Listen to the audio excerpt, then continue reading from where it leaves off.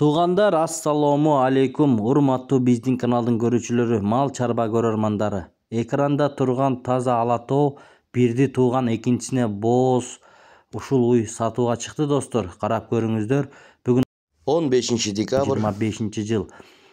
Бул уй биринчини тууганда 19 литр сүт берген экен, азыр 8,5 ай бооз экинчисине.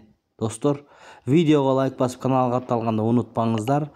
Ушул уйдун баасы 215 миң сом сурап жатат ээси. Экранда номери болот, чалып байланышып сүйлөшүңүздөр. Доставкаларды уюштуруп беребиз дейт туугандар.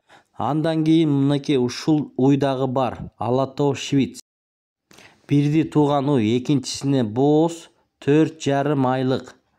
Жалпы саны 2 баш чыгып жатат достор. Ээси номери бар экранда. 4,5 ай бооз, мына ушул экинчисине 13 литр сүтү бар достор азыркы учурда.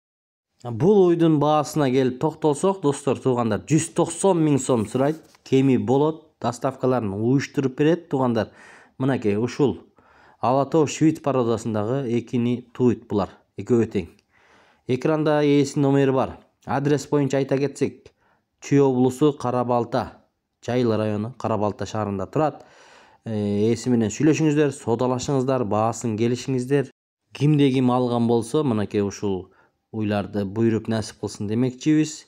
Ээси менен толук сүйлөшүңүздөр туугандар. Доставкаларын уюштуруп машина таап салып берет.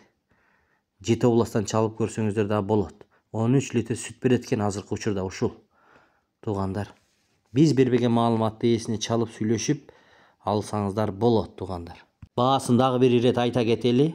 Эң кызыгы баасы туугандар, жана дагы айтканбыз, 190 миң сом мына ушул. 13 литр сүт берип атат азыркы учурда. Кеми болот. А беркиси 215 миң сом. Сурай бериңиздер.